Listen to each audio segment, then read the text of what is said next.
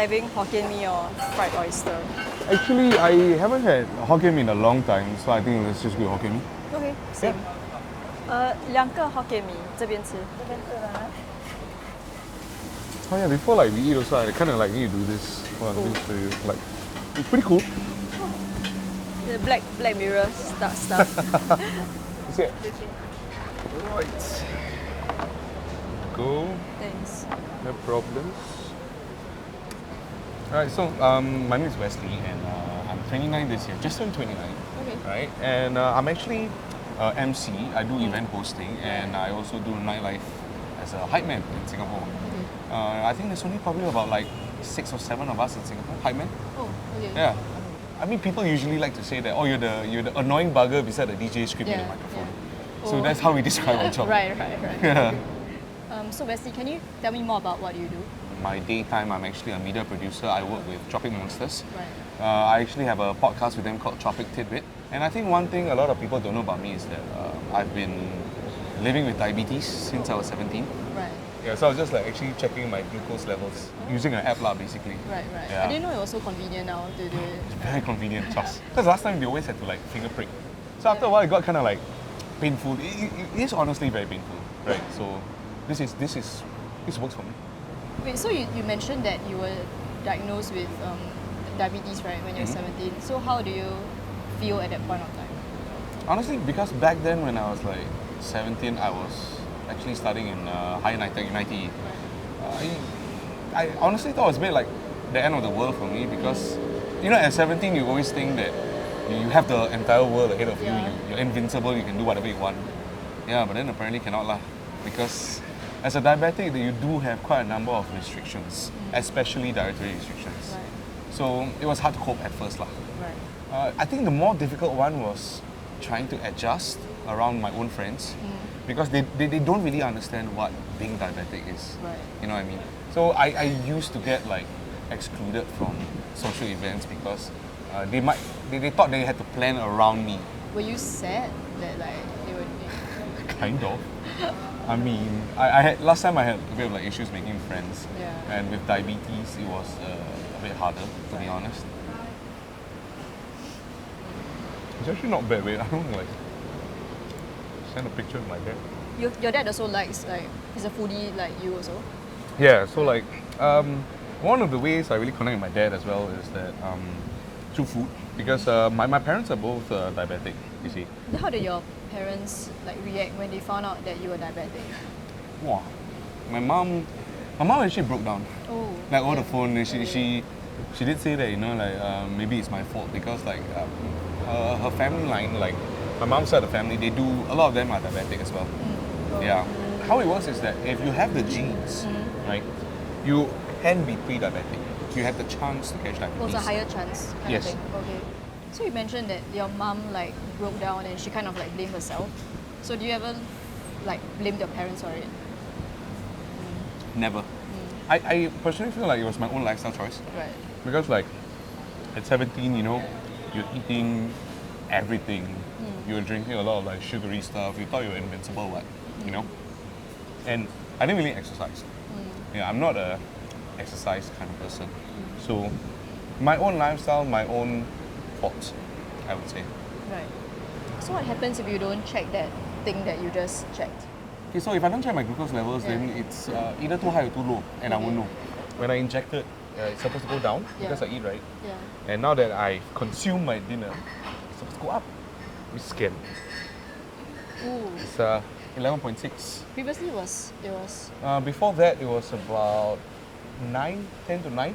right. I thought if you are diabetic, it means that you have a high glucose level. So why do you get like low glucose levels? Okay, that's a common misconception, right? Like a lot of people believe that diabetics have high glucose levels. Yes, we do have high glucose levels. However, we're kind of like stuck in the middle. Being diabetic, especially like type 2 diabetic like me, it means that our pancreas is not producing enough insulin or producing insulin that's not effective enough. So if it gets low, my physical symptoms kind of like, I get very numb around the fingers, very cold and tingly. I consume sugar, bring my glucose levels back up to normal, right? And if it goes high, that's what the insulin is for, to bring it back down. Yeah. I never knew. Like I always thought it's just high. Like I think that's what most people think also. But how often do you change this? Okay, so this device, the glucose monitor lasts for about like 2 weeks. Right. So it shows that, even shows you on the app as well. So sensor ends in 13 days. Right. Because I put a new one yesterday. Ah, okay.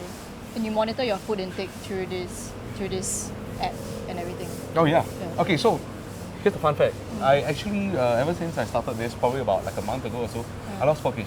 Wow. Actually, because of this as well, right? Like, the first time in my whole life, I go to like supermarkets, and for the first time, I look at nutrition labels Right. and see like, oh, how much sugar? This one got less. Okay, then I get out. To me, 4 kg without exercising is a lot. Yeah. Just from like monitoring your food intake. Yeah. So where are you headed to now? Okay, so I'm actually, I need to perform at Cherry Discotheque tonight. Oh, okay. Yeah, you wanna come? Yeah, sure. School lah. Okay. Can drink or not? Can. Can drink a bit lah. Yeah. Okay. Okay. So what's the stigma that you feel people living with diabetes face? I think a lot of people think that as a diabetic, you are limited to making certain choices that, unlike everybody else out there that can make, you know. But here's the thing, like, yeah, you can adjust a little bit. For example, like if I were to go out and eat, right, all I have to do is just eat in moderation. But otherwise, I'm the same as you. It's just that I have to eat in moderation. That's pretty much it. But how is your dating life like then? Like Terrible. How, oh, but how has this condition affected your dating life? Okay, fun fact. Yeah. Right, I went on a date once. This was about 4 to 5 years ago, right? So it was this girl that a friend introduced to me. We went to an Italian restaurant. I remember because like they do serve like the bread that you dip in the olive oil and Yeah. everything. So I think when she arrived and all, I had one slice of bread. I wanted to have another, and then I remember, oh, I didn't inject. Oh. So I went to go and like inject myself, right? And then she got like quite surprised. I'm like, what is that? And I said, oh, I'm diabetic. Like this is my insulin. And she got so worried. She was like, is this transferable? I like, do I look like a USB stick to you? You know what I mean? I dodged a bullet. She actually left. Right. She left? She left. She Whoa. actually left. Wow. And I mean, I was quite affected at the end of the night, but I tried to like take it in my stride. I just enjoyed a nice pasta dinner by myself. Honestly, like even for me as well, I did kind of like go back and think about it. Like, oh, do people actually not want to date me because I'm diabetic? Like, let's say, for example, we talk about starting a family. Yeah. Then you know, will the female think that, oh, you know, because he's diabetic, will my child be diabetic? Yeah. So I've been struggling with that for quite some time. So why do you choose to be a hype man? I mean, I already trained to have the voice quite some time ago. I threw a school party once, and the DJ told me that, hey, actually your voice is not bad. You can go and try and be like a hype man. Yeah. Actually, your voice very, very like podcasty. Podcasting, you know, radio yeah, vibe. that voice. Yeah, that voice.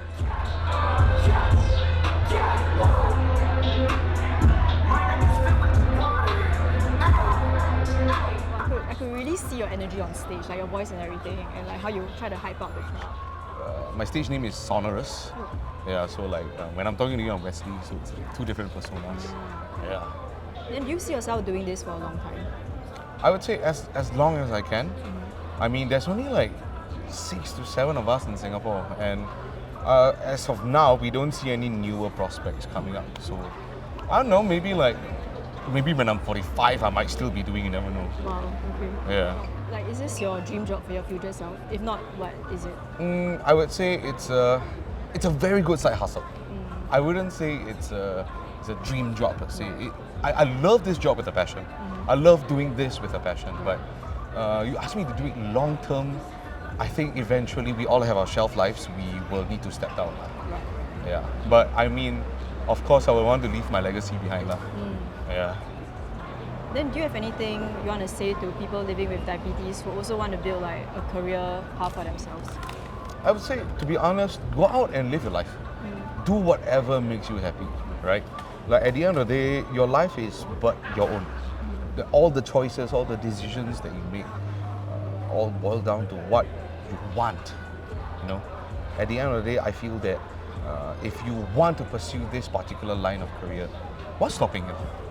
Yeah, I mean, yes, you got like medical conditions and shit and what else, but that should only be something that you can adapt to. You know what I mean? Instead of thinking of this as a disability or as a disadvantage, why not work it to your advantage? You know? So I think because we all gonna expire one day, right?